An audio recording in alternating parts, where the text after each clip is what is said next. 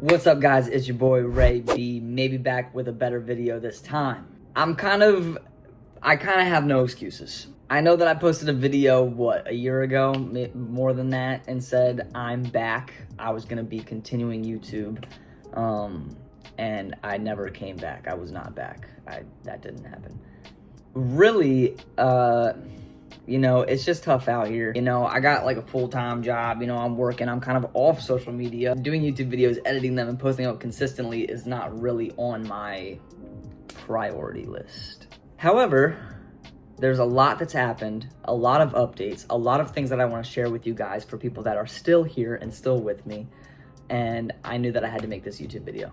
I am involved with a partner that is going to be helping me try to get a little bit back on social media, hopefully get some more YouTube videos out for you guys. Really, my main thing that I have been continuing is the music. I do have more music coming out. So I have 2 songs coming out, one dropping this February, and then another one coming out, I think just a month after that or 2 months after that. Anyway, that aside, what this video is about, if not telling from the title, it's just going to be a little talking video, just kind of catching you guys up and also letting you know what's been going on, as well as talking about the industry, what it was like being in the industry. We're going back to the past a little bit, talking about how it feels to be involved in the industry, as well as talking about what it feels like to fall out of the industry. I've been wanting to talk about this topic for a while. If you do watch my TikTok, you've seen me go live and say this, but I've been wanting to talk about just the in-depths of kind of what it was like for me, all the good, bad ins and outs. So this is gonna be one of those videos where you guys kind of just prop me up and do your thing. If you got laundry to do, you got some chores to do, homework to do, if you're just chilling, you're studying, if you just need a little talking video to be played in the background, I'm your guy. It's gonna be a little bit of a long rant, a little bit of a long spiel, but I hope you guys stuck with me. I love to see your guys' comments. I do read absolutely everybody's comments on my YouTube videos. So I love that you guys are so interactive. I got a lot of good support on the last video and I really appreciate it. So starting off, really, I think a lot of the reason why I wanted to talk about this is because I don't really hear a lot of people talk about it. I think that people are probably a little just embarrassed to talk about falling out of the industry and what that's like. But you guys know there ain't nothing embarrassing I won't share with you. So really, I think that just talking about kind of where I started is gonna kind of bring us through the story better. So in the beginning, what happened, I think I was around 13 when I first started my YouTube, going live on YouNow and things like that. Actually, prior to transitioning, I would put my hair up in a hat and call myself by a different name and go live and make YouTube videos. Then I kind of became Raegan Beast. Raegan is my biological name. A lot of people wonder. I was lucky. I got a unisexual biological name, which is nice. So I kind of became Raegan Beast, just launching myself out there. I was doing little covers on YouNow, singing on my guitar, and really that kind of started it all. Musically came out, and that's what really blew me up even more, because on YouNow, I had a pretty good fan base, but I started off with 3 people. And then I had 10 consistent people, then I had 15 consistent people. And then it got to a point where I would go live on YouNow and I had a good 100. And that was a lot back in the day. I was this is crazy. I got 100 people consistently with me. Then Musical.ly came out and I was on Musical.ly and there was a small community of just other trans men. Justin Blake kind of was one of these people just within the community on Musical.ly. We met. You guys already know what happened with that. We ended up being just really, really close and we ended up dating. He came down here.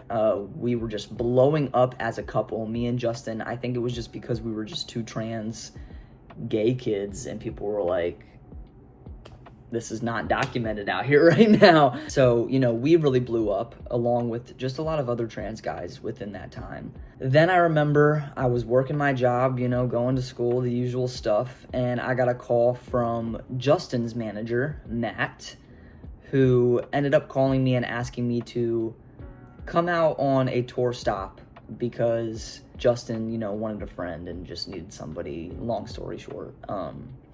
But I ended up going out there on that tour with Justin, and that was my first tour.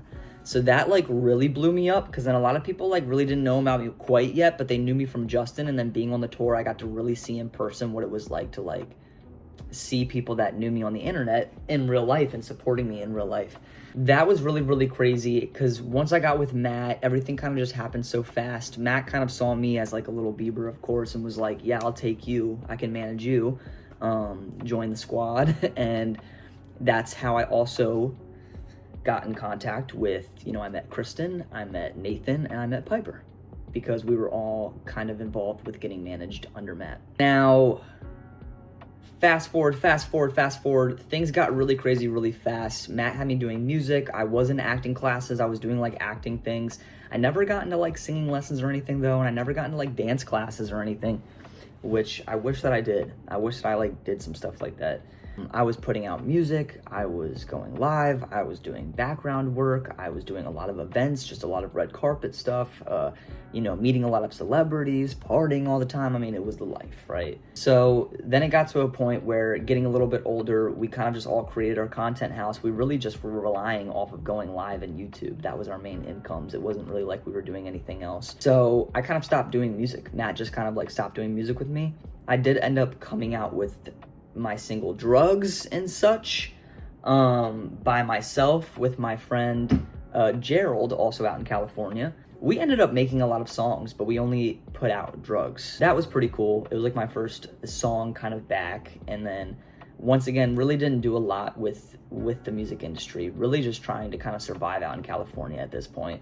I was making really, really good money doing the live streaming and such, but really, you guys, I've talked to you about this on live as well. The tours, things like that, even merch, like I lost a lot of profit from those things. I didn't make a ton of money. I think I got like $3,000 from one tour that I did. And then other than that, I think a lot of the tours were just pro bono. I got per diem to just like feed myself. So I had a good stack of money, and then life got really crazy. The industry just got crazy. Situations started happening. You guys have to realize that I went out to California and was alone. I had no parents out there. I was just completely out there on my own from the age of 15 when I first moved out there to 22 when I moved down back here to Maryland. So I was out there alone, and I just really got into like partying and hanging out with just all these older people that didn't have, my health in mind. I did undergo some, horrible instances in the industry dealing with things around the documentary. A lot of that goes on in the industry. It's the number one problem out in the industry. So I think that's what really, really sucks and what hurts. Then, I don't even know if I've had a conversation about this. I can even go into more detail about this. I know that I made a TikTok that kind of went viral about it. But I did end up getting really bad into drugs and partying, and I had a really big problem. So then I had to go through sobering myself up and figuring that out, as well as during that time couch hopping, because I wasn't really having a place to stay or like my own lease. I lived with Kristen. It was me, Kristen, Nathan, and Selena, and we were practically just our own little content house. We just did stuff all together and everything, YouTube and such. And Cody came into my life. You guys know Cody. He is a husky that I fostered for a while. I think a couple years. Cody was Kristen's dog that she got and she had for a long time. When I moved out of the house, I actually ended up moving out of Kristen's house because Kristen was going to Team 10, and me and Nathan ended up moving in together. And the landlord ended up calling us and telling us that Cody was there for some reason. I ended up calling Kristen. She didn't know what was going on. She said that a friend was supposed to come and get him and something happened. I don't know, but I ended up going and picking up Cody because he was just left in this house with people, with party people and strangers. The house was unlocked. It was a whole big thing. Anyway, I ended up taking in Cody, and then I realized that I really needed to get myself my own place, and I got myself that. So then fast forward, this was the time where I was really on my YouTube grind. I was living just in my place with Cody, making tons of freaking YouTube videos back to back for you guys, and just going live every day, and doing background work. That's when I started doing background work. I was like on Generation Q, and I did some stuff for like different commercials. I did an Oculus commercial, Verizon commercial, so I did a couple things, but I wasn't really making my money. My rent was like literally, I think, $2,100 for that place. Me as a single person, I think it was even more, I think it was like 2,300. Me as a single person back in the day, I was just paying that out of pocket, but I was really not having a lot of money. I had like a certain amount saved, a couple thousand, and that place killed it. Cody and that place took all my money. Then pretty much what happened was I did end up getting Cody adopted through Hollywood Huskies. They're an organization that helps out, you know, Huskies out in California, Hollywood. They ended up getting him neutered, trained, and found him a home. So they're really incredible. But then I ended up meeting my ex, getting into a relationship with her. Double income was much better than what I had going for me, which was really nice. It helped me out a couple more years out in California. Was just in my relationship, you know, continuing once again to do YouTube. I did a lot of YouTube, as well as working actually full-time as a cook. I worked as a cook at this place called Wicked Chicken in Santa Clarita. Then, downhill spiral, I ended up going through trauma, obviously. So that was something that I just did not expect in life, and I've never actually even went through anything like that in my entire life. So I was just completely flipped upside down. Stopped doing social media. I ended up posting that video, going through my sexual trauma, didn't post ever again. So then I went through kind of a rocky part of my relationship. We ended up ending things, and then I moved back down here. So when I moved back down here, it was kind of just a very shocking and kind of reality moment for me of like, I'm just kind of back to square one and I don't really know what I'm doing or who I am. And that was really, really hard. I did end up taking one at first, then my ex came down and brought the other, but two of my dogs that were my ex's actually, that I ended up just taking because they bonded with me so well. And I remember just having Moo, my one pup, in my arms sobbing when I was just sitting in my basement, the basement of my dad's house, like, I cannot believe that I'm here right now. So then it was just kind of a path of, okay, social media is just out of here right now, not a priority. I need to find a job, make money, you know, and do what I'm doing, survive. I ended up going to school, animal behavior college. I got my dog training certificate. I got a dog training job, kind of revolved my world around dogs. I think Cody really, you know, inspired me, and having the two dogs that I have now, I've just always wanted to do the best that I can. I know that even Kaba back in the day is a huge inspiration for me to just kind of really be on my dog shit. And I've been fostering, so I've fostered 4 dogs this year, 3 cats, 5 dogs, 3 cats this year. Yeah, it's been incredible and awesome. But anyway, yeah, now I've been living here. If you guys noticed from my last video that I'm back, I am in the same place, which is a win, which is a big old fat win for me, because I really just didn't want to be hopping around. I wanted to be able to stay in one place. Now, am I financially struggling out the ass? Uh-huh. I'm dying over here. Life is not good on the financial side for me, but I'm just trying my best. You know, I work my full-time job. I'm trying to get another job that I get more pay and get more hours and do what I can, right? But I have been wanting to do what I also dream of doing, which is social media and music, because that's been the #1 thing since day one, right? So really, I just wanted to kind of talk about those effects and where I'm at now and why I'm struggling the way I am, I think. Going from somebody who had that life, I dropped out of school, I dropped out of 10th grade, I went out to California, and it's just been go, go, go, go, go ever since. Now that I'm here, I find it very difficult to work a regular job. No shit. I find it just hard in general to keep anything in my life on track. I am very ADD. I was literally diagnosed ADD in 2nd grade. I've been on medication since the ending of 2nd grade. So I was very young when I was diagnosed and medicated for ADD. I have been raw dogging life ever since social media. I have never taken ADD medicine since getting out of high school. I have tried it here and there. I think just recently I've tried it. I'm not for it. I'm just not for it. I just don't like the way that medicine makes me feel.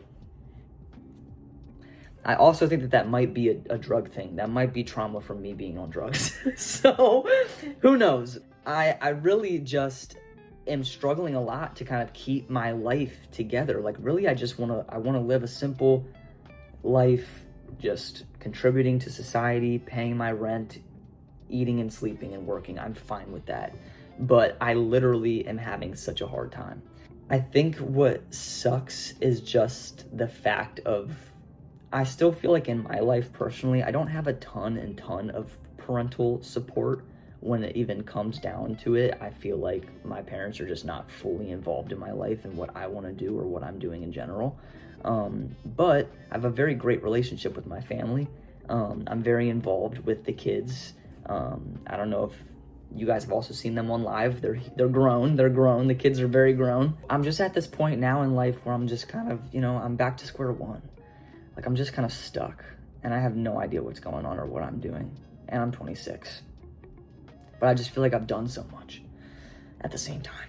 Really, I think people, need to talk about kind of what it's like to be out of social media and how that really affects you in the way that your brain functions and the way that you are emotionally and the way that you just kind of have to snap back to reality and live this life. Going from, someone that everyone knew to just kind of a regular person is a really big thing. I gotta say, one thing that I do love is the lack of having to do something every day. Being on social media, being a celebrity, I feel like you kind of, maybe not celebrity, but being like an influencer, you really have to post every single day. Because if you don't post a day, people are like, oh, like, where are you at? Like, what are you doing? And like, you kind of always got to be like this energetic person, And I really love not having to be like every day just getting up and doing something. I'm lazy. I do, yeah, it's definitely like a big like, I got this hole in my heart that I used to kind of fill, and it's empty now. Another thing is that I feel like I've lacked so much confidence. Like when I was little and younger, being on social media, I used to have so much confidence and I would just get on and I would do whatever I wanted to do. Cringe is free, right? And nowadays I find that I don't really want to go live and sing a lot. I feel like my voice isn't as good as other people that I hear to the day-to-day. People that I hear on my feed. I don't, even doing YouTube videos, I feel awkward. I just feel like I'm like not my charismatic self, if that makes sense. But then I go live and like you guys still come in. I still get around, like 50 to 100 viewers on my TikTok lives, which is awesome. You guys are very, OG. You guys have been there since the beginning. And you guys always make me, feel better and feel like, no, like, we still love you and we're still here. And I really appreciate you guys for that. I think the number one thing that I've loved taking out of social media is just knowing that I've at least made my impact. Like, I don't have to continue doing social media, but at least I made my tiny impact, and I hope that it was a good one. And that's just really all I've wanted. And frankly, I love the community and the people that I've met along the way, and the fact that we still have this community in some way. Like, I maybe don't have, a huge fan base of people making edits and having fan pages, but like, you guys are here and you guys are in the comments, and like, you guys are still just so supportive, and I feel like we've always been a team, and I really appreciate that. Wrapping up this video, some big news for you guys. Like I said, I am back and working with a partner, manager, you could say, but really nothing like that. It's just, I have a friend that's really helping me out and trying to get me on my YouTube grind and on my music grind. So I'm hoping that I'll have that stuff out for you guys and maybe even some more videos. Give me some deep topics that you guys want me to talk about. I know that you guys always want me to do like podcast stuff. You guys like my diary type videos. And so please give me some really deep, in-depth questions, topics that you guys would like me to talk about, and I will do so. I think that these videos are going to be the easiest ones for me, just the chatting videos. I don't think that I'm going to be doing anything crazy. I would love to get some like gaming, Roblox, or like Minecraft videos out to you guys, but I think it's just too much for me right now. For the meantime, main focuses, YouTube, TikTok Live, really. YouTube, TikTok Live, and music. Those are gonna be my three things that I wanna bring to you guys this year, in hopes that it'll actually make me feel a little bit better, make me a little bit happier in my day-to-day. Because I think that I'm really lacking some of my hobbies and interests as an adult. I've just kind of not been, I just be working. Work, eat, sleep, right? Like, shit. But I need that in my life. I need this in my life a little bit. So, trying to think if there's anything else I got for you. I don't think so. I think I hit all the points. Apparently there's a huge snowstorm. It's probably like literally hitting as I'm, this video is out and as you guys are listening to me, maybe. Hopefully. Actually, I'm trying to get this video out as soon as possible. Good luck on that snowstorm, okay? Everyone be safe, and yeah. If you guys like talking about deep topics and you guys want to hear more, please tap that bell, get my notifications when I post, and please leave a comment. Also, make sure you subscribe. That really felt old. That really felt old school. All right, I love you guys so much. Until the next video, goodbye.